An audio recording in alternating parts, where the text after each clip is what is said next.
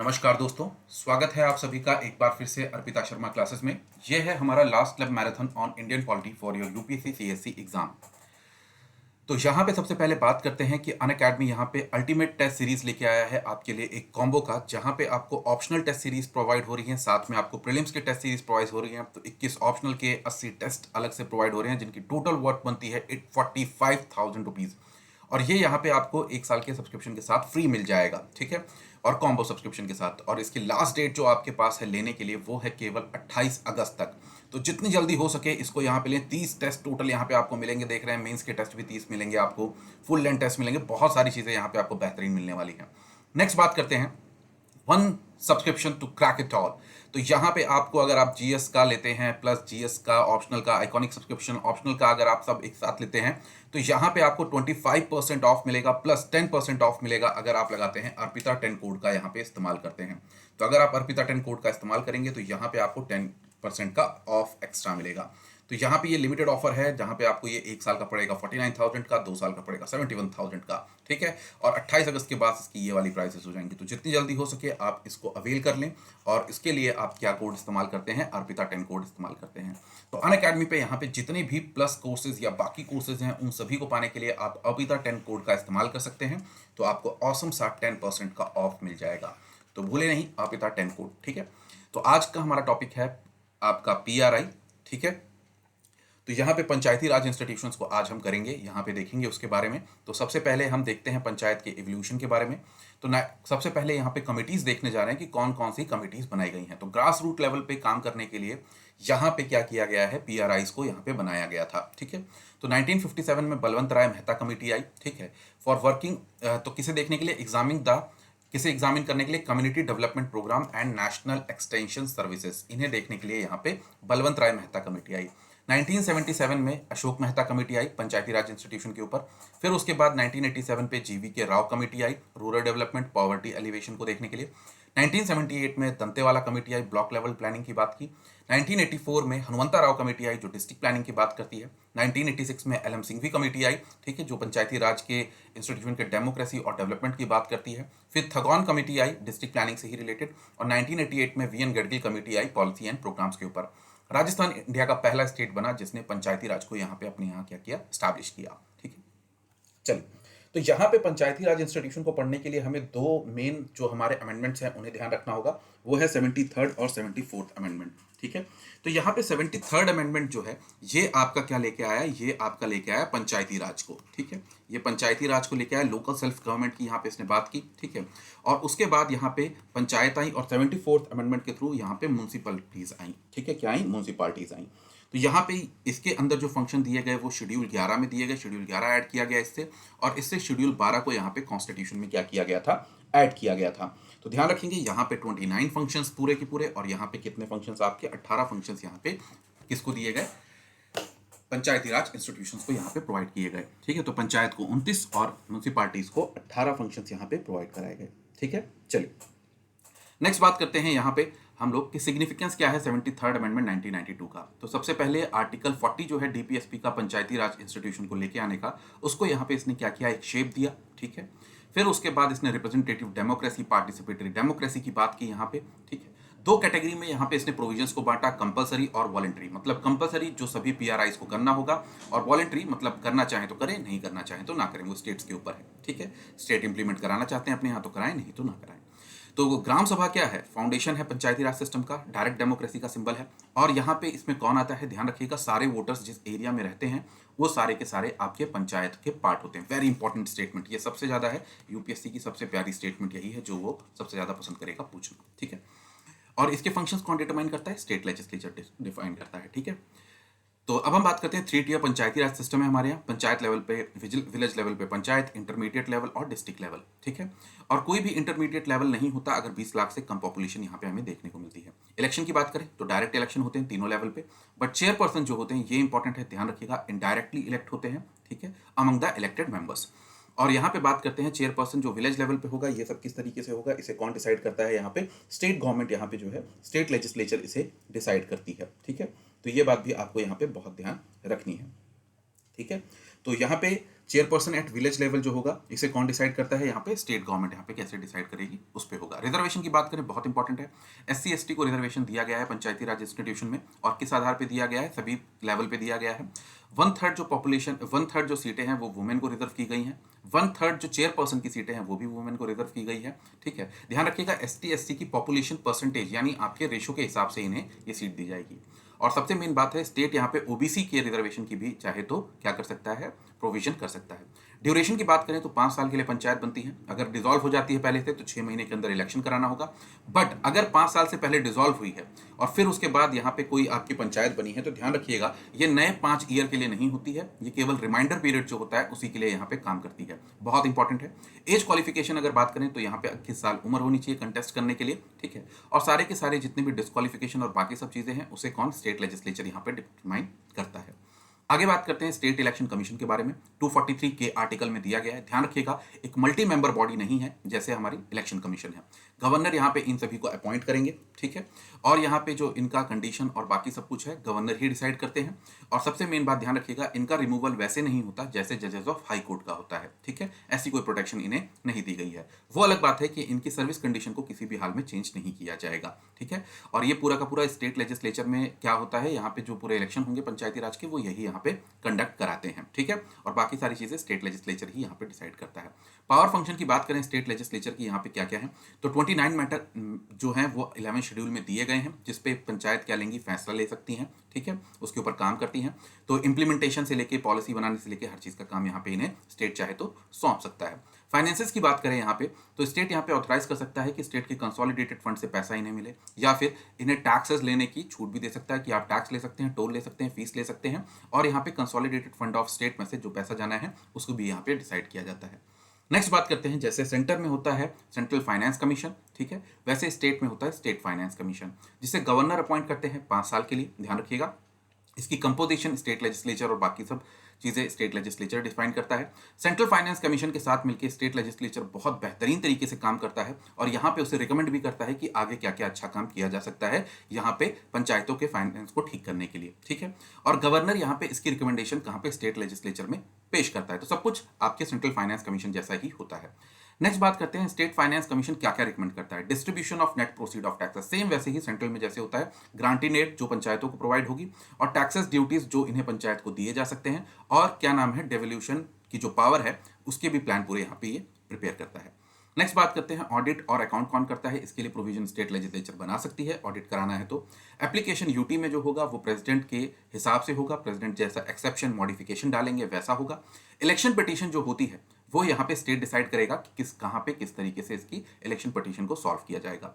कुछ स्टेट जो हैं वो यहाँ पे पंचायती राज इंस्टीट्यूशन से एग्जेम्प्टेड हैं, नागालैंड, मिजोरम, मेघालय और hill area of Manipur, Darjeeling. ठीक है, और ट्राइबल एरियाज भी कुछ इसमें जो है। तो यहाँ पे पंचायती राज इंस्टीट्यूशन में जो चीजें थी वो हमने देख ली हैं। आते हैं म्युनिसिपल पार्टीज में और इनके एवोल्यूशन को देखते हैं। तो यहाँ पे मद्रास में सबसे पहले म्युनिसिपल कॉर्पोरेशन बना, फिर उसके बाद बॉम्बे कलकत्ता में आया। ईयर आपको ध्यान रखने हैं, 1870 में लॉर्ड मेयो का रेजोल्यूशन आया फाइनेंशियल डिसेंट्रलाइजेशन के ऊपर। 1882 में लॉर्ड रिपन का यहाँ पे क्या नाम है, इन्हें ये एक मैग्ना कार्टा लेके आए जिसलिए इन्हें फादर ऑफ क्या कहा जाता है, लोकल सेल्फ गवर्नमेंट कहा जाता है।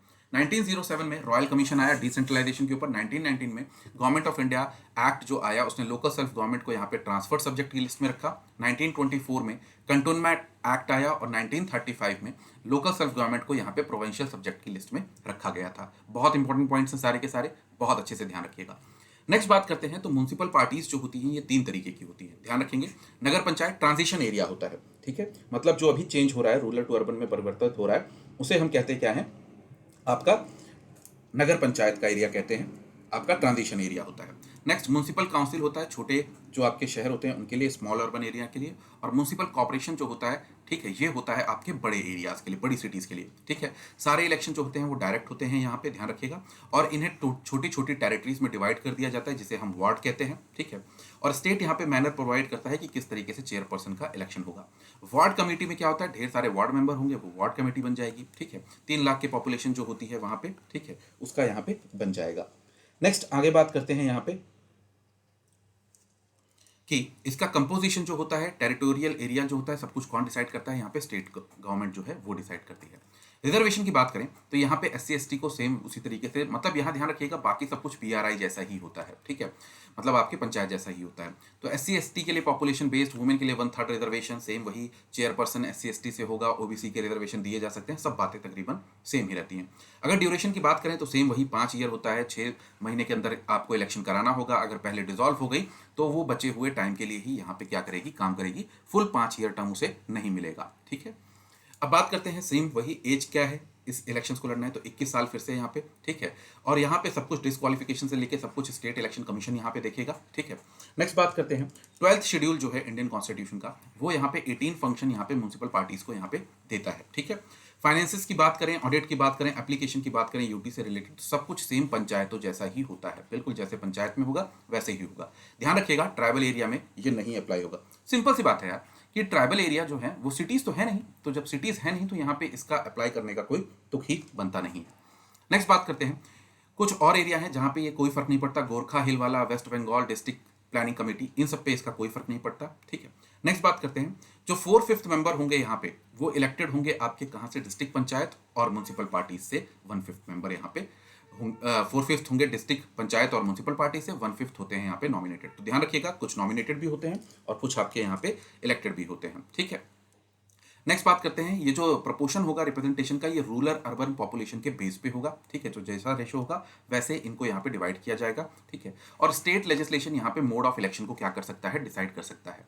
बात करते हैं वेरी इंपॉर्टेंट, यूपीएससी ने इसके ऊपर क्वेश्चन पूछा भी है, मेट्रोपॉलिटन प्लानिंग कमेटी इस आर्टिकल में है, सबसे मेन ध्यान रखिएगा 243ZE के अंदर है। 2/3 मेंबर जो होते हैं वो इलेक्टेड मेंबर होते हैं म्यूनसिपल पार्टीज के, ठीक है, और चेयरमैन से और पंचायत से आते हैं यहाँ के यहाँ। और ध्यान रखिएगा, बस इतना ध्यान रखना, 2/3 जो आते हैं आपके इलेक्टेड होते हैं, 1/3 आपके 1/3 होते हैं वो नॉमिनेटेड मेंबर होते हैं, मेन ये आपको ध्यान रखना है, ठीक है।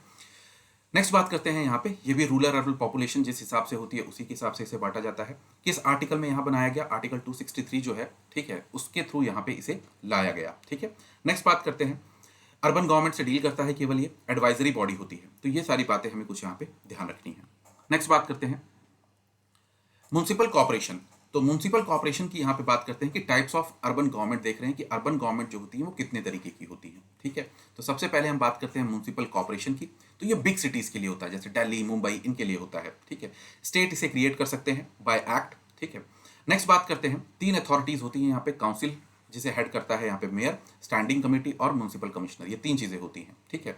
तो काउंसिल जो होती है वो यहाँ पे लेजिस्लेटिव और डेलिबरेटिव फंक्शंस यहाँ पे करती है, और काउंसलर जो होता है वो डायरेक्टली इलेक्ट किया जाता है पीपल्स के द्वारा, ठीक है। आप सुनते होंगे काउंसलर काउंसलर है, ठीक है, बहुत लोग बोलते हैं कि मेरे रिश्तेदार काउंसलर है, मेरा भाई काउंसलर है, ठीक है, चाचा ताऊ काउंसलर है।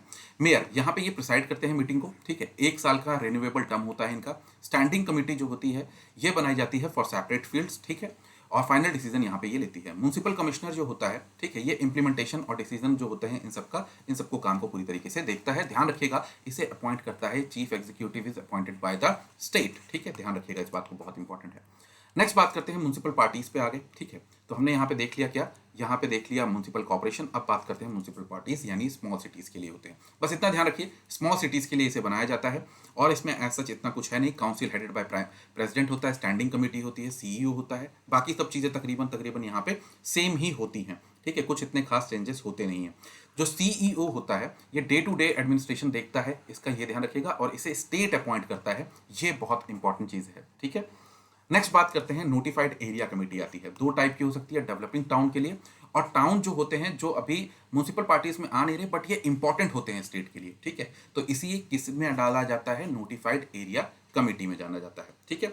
तो ध्यान रखने वाली बात जो है, ना तो ये स्टैट्यूटरी होती है ना तो ये इलेक्टेड बॉडी होती है, ठीक है, सबसे पहली बात ध्यान रखना है, ठीक है। नेक्स्ट टाउन एरिया कमेटी, तो ये जो बड़े बड़े कॉर्पोरेशन होते हैं वो इसके लिए एक स्मॉल टाउन बनाते हैं, ठीक है, और यहाँ पे इसमें पूरी चीजें इन्हें देखते हैं, ठीक है। स्मॉल टाउन्स के लिए ये रहती है, ठीक है। सेमी म्यूनसिपल अथॉरिटी रहती है, लिमिटेड फंक्शन रहते हैं, ठीक है, और इसे कौन बनाता है, स्टेट ही यहाँ पे रहता है, इसे स्टेट ही बनाती है। और सबसे बड़ी बात ध्यान रखिएगा, होली और पार्शली इसमें इलेक्टेड और नॉमिनेटेड लोग होते हैं। टाउन एरिया कमेटी मेन यहाँ पे आ गया कंटोनमेंट बोर्ड, ये इंपॉर्टेंट है आपके लिए, ठीक है।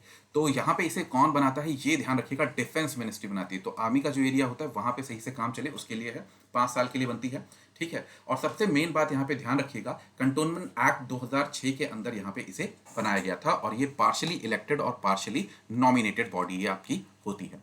नेक्स्ट आते हैं टाउनशिप। ये थी जो गलती से वहाँ से बता दिया था। टाउनशिप लार्ज जो पब्लिक एंटरप्राइज होते हैं वो बनाते हैं। जैसे आप ले लीजिए IOCL, ONGC, ठीक है, कोई भी ले लीजिए बड़ी ऑर्गेनाइजेशन जो है पब्लिक एंटरप्राइज है, वो यहाँ पे अपने जो एम्प्लॉयज़ हैं उनको रखने के लिए यहाँ पे ये सारी चीज़ें करती है। पोर्ट ट्रस्ट किस लिए बनाया जाता है? एक्ट ऑफ पार्लियामेंट के बनाया जाता है, ध्यान रखिएगा, एक्ट ऑफ पार्लियामेंट। किस लिए? पोर्ट्स का जो एरिया है उसे वहाँ पे रेसिडेंशियल सर्विसेज प्रोवाइड करने के लिए। स्पेशल पर्पस व्हीकल जो बनाया जाता है ये किसी खास चीज़ के लिए बनाया जाता है, ध्यान रखिएगा, it is based on organisation not area based. ये सबसे मेन इंपॉर्टेंट बात है, स्पेशल पर्पस व्हीकल, ठीक है। तो यहाँ पे हमारे तो ये था पूरा का पूरा पंचायती राज इंस्टीट्यूशन में, ये तो हमने देख लिया। मेन हमें ध्यान रखने हैं आर्टिकल, सबसे मेन इसमें आते हैं आर्टिकल से रिलेटेड क्वेश्चन, जिसमें सबसे पहली चीज है आर्टिकल 253A, ये ग्राम सभा से रिलेटेड है। 243D रिजर्वेशन से रिलेटेड है। फिर उसके बाद यहां पे आता है 243G power authorities and responsibility of panchayat, जो दिया गया है 11 शेड्यूल ऑफ इंडियन कॉन्स्टिट्यूशन में, ठीक है, ध्यान रखिएगा। नेक्स्ट उसके बाद बात करते हैं, यहां पे आता है आपका फाइनेंस कमीशन, इनकी पोजीशन देखने के लिए जो फाइनेंस कमीशन बनाया जाएगा। फिर 243K ये आपका इलेक्शन ऑफ पंचायत से रिलेटेड है, ठीक है। तो ये बातें आपको इसमें ध्यान रखनी है, ये आर्टिकल बस इसमें ध्यान रखने हैं। अगर आप यहाँ पे म्यूनसिपालिटीज में देखें तो 243Q ध्यान रखना है, ठीक है। फिर उसके बाद 243T रिजर्वेशन से ध्यान रखना है। फिर उसके बाद यहाँ पे हमें ध्यान रखना है कौन सा आर्टिकल, इसमें सबसे मेन इंपॉर्टेंट आर्टिकल यहाँ पे है आपका metropolitan district planning committee, metropolitan